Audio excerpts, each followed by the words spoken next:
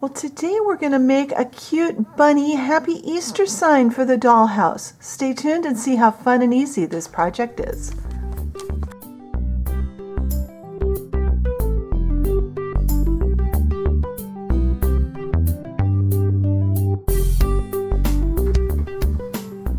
All right, so here are all the pieces that you'll get with your pattern. Let's start by talking about the pattern. This is a pattern I have created for you for free.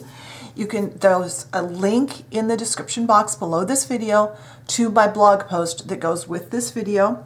In the blog post, there'll be a link to download the free pattern.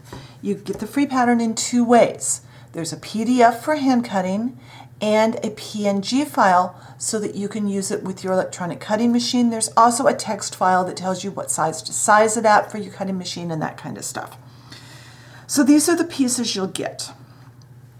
You will get a total of 8 of these little strips. They'll be glued in two sets of 4.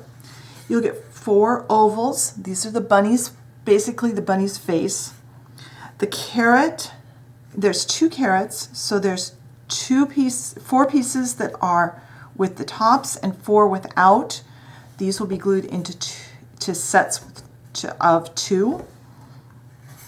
These are our little noses. There's 3 of those. They're very tiny little triangles. Our ears come in a couple of pieces. There's one ear that is 3 pieces that are straight like that, and then the other ear is kind of bent over. It's got these 3 and these 3. These 2 pieces are single, and they are going to be just the little pink liner for each ear, and those we're going to put off to the side and not lose. I'm going to put everything off to the side here, and we're going to glue a few of these together on camera, and then I will glue the rest off camera. And on the blog post, I'll have a picture of all the pieces glued together so that you can see what you should have when you're done. I use a very thick tacky glue and not very much of it. So let's start with these ovals. We're going to, and I like to use my dotting tool. You could use anything you're comfortable with. If you have a different glue that's a low moisture glue that you like to use, go ahead and use that. These pieces should all fit together pretty well. They were all copies of each other basically. And I do recommend put one down, put the 2 together, line them up, add the glue, line up the next piece. Don't try to glue them all together and then line them up because that makes it really difficult. Don't use too much glue because too much glue will cause things to warp.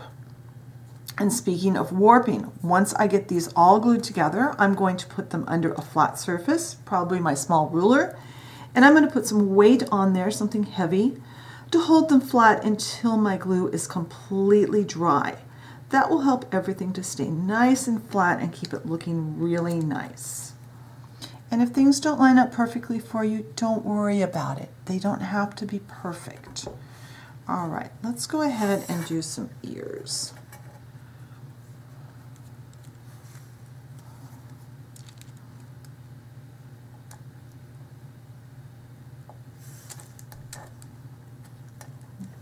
Glue them together. I played around with several different configurations for the ears, and this is what I like the best. You can, of course, change yours up. The colors I'm going to use today are just suggestions. You can paint yours any color you want. All right, I'm going to go ahead and glue the rest of these off camera so I don't bore you to tears. And then when the glue is dry, I'll come back and we can start doing some pre-assembly and some painting. So I'll be right back.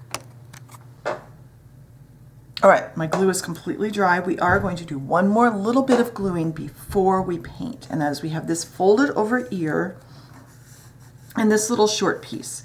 This piece is actually a duplicate of that little part. And I found it just gave the ear a little better look when I added this little bit. So I'm just going to add a little glue onto that little fold over part. And then very carefully line this guy up And that way you'll have a place to tuck in the little liner part, and it just makes the ear look a little more dimensional. So we're gonna let that glue dry. And when that's dry, I'll come back, I'll have this all laid out ready to paint, and we can start painting our pieces. So I'll see you then. All right, so I've got all my pieces, the glue is dry, and I've got them kind of sorted by colors that I'm going to use. So here are the two ear pieces and the head. They're all gonna be painted white. I have the two carrot backs and the carrot body parts. They're gonna go here. These are the two single layer ear liner pieces, and this is that little triangle shaped nose. And then these are the two 4-layer strips that are going to work. They're supposed to look kind of like wood. So we're gonna start with those. And we are going to paint them. I'm gonna start with a coat of yellow ochre. This is specifically Golden Sunset by Apple Barrel. It's kind of a mustardy yellow color. A very warm yellow.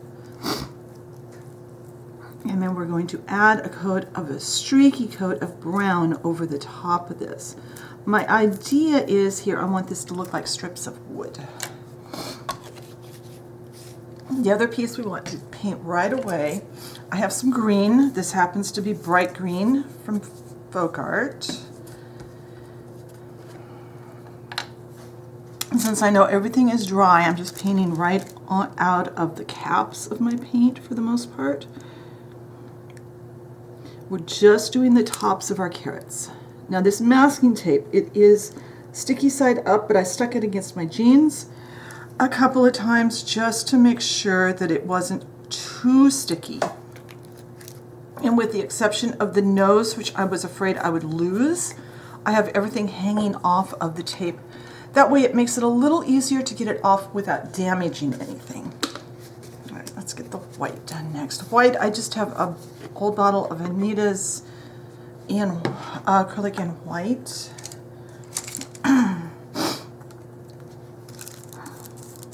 We want to paint these, even though we're painting white on top of white paper, it's not quite the same color of white as the paper. And also I want to, the paint will help to glue the edges together, make everything kind of blend together. And it also makes it look more finished.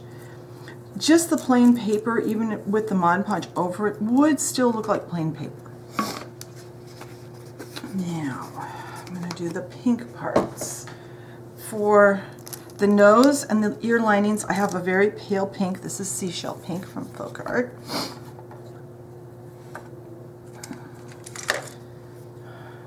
And I will have a picture of all the jars of paint on the blog post.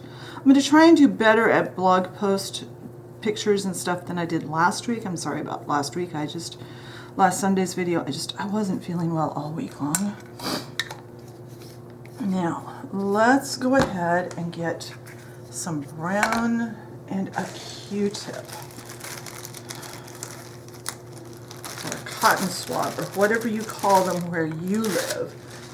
I have some very thick brown paint.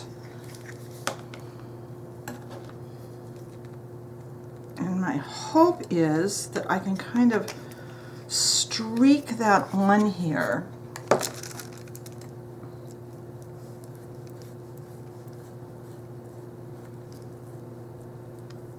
It'll kind of blend in with the yellow that's on there. And I want it to be kind of streaky so it looks kind of sort of like wood grain. It doesn't have to be perfect. And I can always touch that up off camera. Now I'm hoping my green is dry enough. I'm going to be very careful. And I just have some vibrant orange from Folk Art. Let's start with these guys. Now we may or may not need to touch up the sides of our carrots. We'll decide that after we get everything glued together.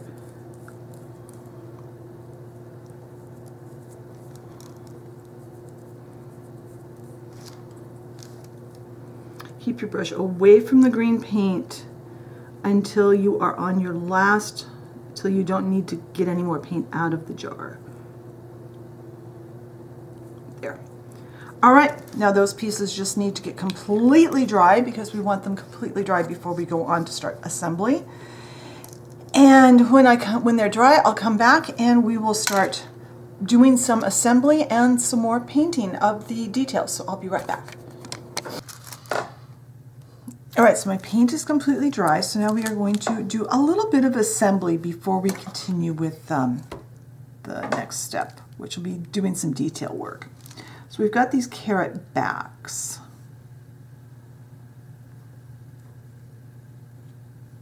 I'm just going to put a little glue there. And then these are designed to go right on the front.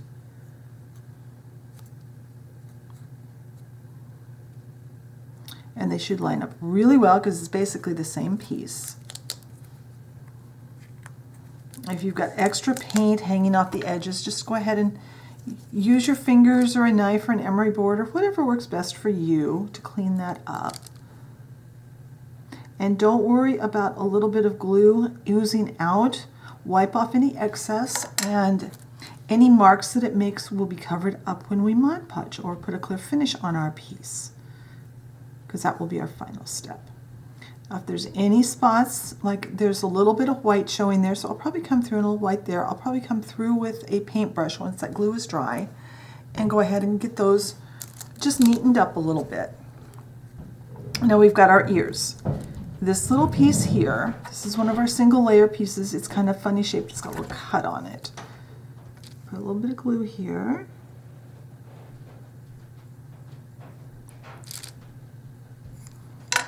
And this is designed to just snug up right against that little flap that we brought down. And if it hangs past the bottom, you can go ahead and trim it. It should fit just perfectly though. If everything was cut according to the pattern, it should fit just fine. And then we've got our little ear here, our full ear that's straight up and down.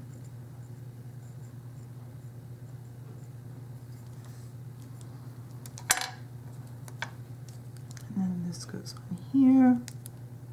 I found that by having these a single layer, it looked a lot nicer than trying to double up the little liner piece.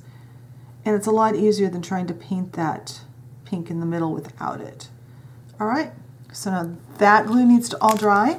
And when that's completely dry, we'll come back and we'll go on to our next step. All right, the glue on this is all dry. And the next step I'm going to do is optional, but I highly recommend it. It's kind of an insurance policy. And I have some matte Mod Podge. And I'm going to put matte Mod Podge on these three pieces, the two carrots and the face. And it doesn't have to be a very thick coat, just a very thin coat on these. This is going to give us a little insurance in case we mess up the next step, because our next step is to paint some facial details on the face and our lettering on our two carrots to say Happy Easter. If you were to do that and you get things placed where you don't want them, it's very difficult to get that black paint off of the raw paint that's under it. But if you put a thin coat of Mod Podge on, it's still not going to be easy to get it off, but if you do make a mistake and you work quickly, you can use something damp like a Q-tip or a piece of paper towel or whatever, and you can clean off your mistake and start over. So I've been doing this simply because I don't do it right the first time always. Sometimes I leave that in the video, sometimes I cut it out. But this just takes a few minutes to dry, and it's certainly worth the extra steps. So when this dries, I'll come back, we'll pencil on our details, and then we'll paint them. So I'll see you when this dries. All right, so off camera, I wrote Happy Easter in pencil on my two carrots, making sure that I had one carrot facing each direction. I like to pre-mark where I'm going to paint with a pencil. That way I can move things around with pencil, which is easier than trying to move it around once I paint it. And hopefully I can do this without messing this up. So we are going to draw first a little mark where the mouth will be. That's fine. And then I'm going to draw in some whiskers.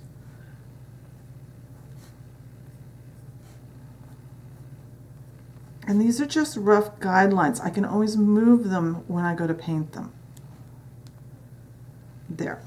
Now, I have black craft paint, and I have a dotting tool that has a very fine tip on it. You could use a dotting tool.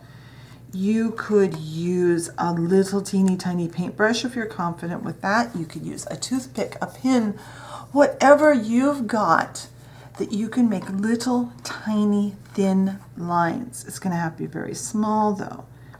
For the eyes, I will probably dot on with something a little bigger, and I'm not going to make you watch me do the whole thing.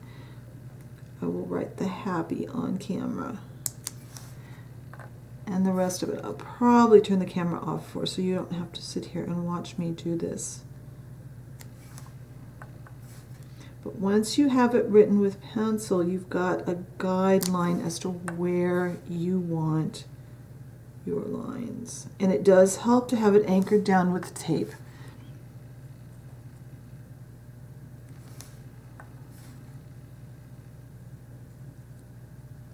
Now, if you've got a micro pen of some kind that will make a permanent mark that's fine enough lined, you can use that instead of the paint. I don't have one of those currently. I used to, and I really miss it, and I need to remember to look for one. All right, I'm going to go ahead and do the rest of the lines. I'll touch up any spots that are too light. And this needs to completely dry because we don't want to smear it when we go to assemble our bunny. So I will be back when this is all completely dried.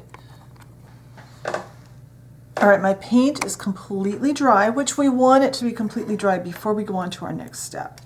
I'm going to pull this off, these pieces off of here. I've got a little bit of glue here off to the side.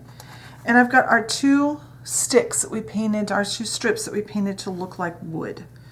I'm going to put one down. I'm going to lay my pencil down. I'm going to put this onto the tape. That way I can keep them where I want them. Get them lined up exactly how I want them. I want to have them even. And I made a pencil mark about 1/4 of an inch down from that end. That way I can put glue above that line.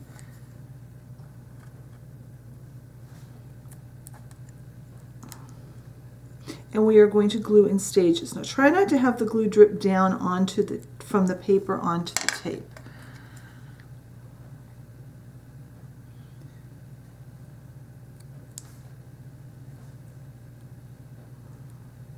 The line there just gives me a little bit of a spot to know where to put that, put the head. Put a little dot right in the middle here.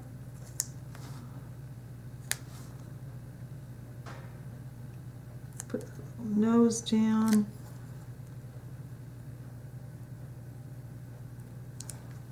And then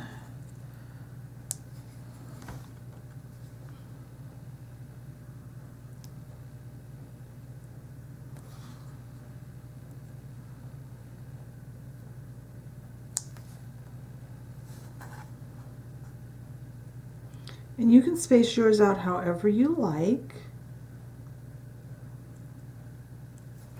But by having those two pieces, strips on the tape, it keeps them nice and straight. It makes it so much easier to line everything up. And we're going to let this glue set up. And once this is set up, I'll give it probably a half hour, 45 minutes. Then I'll come back. We'll add our two ears on because we're going to have to turn him over to do that. And then once that glue is dry, we can put our clear finish on. So I'll be right back. All right, our glue has set up enough that I can go ahead and take my ears. I want to hold this in my hand. I'm going to dip the front of the ear into the glue. This way I can kind of keep an eye on where I'm putting this. And you can put your ears however you want them on your bunny. That's the beauty of doing these for yourself, is you get to choose, where do the ears go? What angle do you want your bunny's ears to go? Do you want them closer together or further apart? There. And now we want the glue to completely dry. And when that's completely dry, whoops, I'll come back and we will put a coat of clear finish on and see how he looks on the front of the dollhouse. So I'll be back when he's dry. All right, all our glue and paint is completely dry because this is actually the next morning. And I'm going to put just a thin, even coat of satin Mod Podge onto our bunny. I've already actually coated the back side. I coated the back side last night just before I went to bed so that it would have time to dry. And because this was kind of curving just a little bit, I actually sat it with the Mod Podge bottle on top of it. That allowed it to flatten out, and I don't think we'll have any more problems with it. So this is our last step. I am going to let this dry, and once this finish is dry, I will meet you at the dollhouse and we'll see how this looks along with the rest of our items we've made for Easter this year and last year. I'll see you there. And there is our cute little bunny sign along with all of our other Easter items we've made for the front porch over the last 2 years. I hope you enjoyed today's project. If you did, be sure and hit the like button. Leave me a comment. What kinds of themes would you like to see me do? Or what would you like to see added to the porch in the different themes that we're already working with? Be sure and check the blog post for the link to the free downloadable pattern, as well as some photos and more information on assembly of the project. Thank you very much for watching today, and I will talk to you next time. Bye.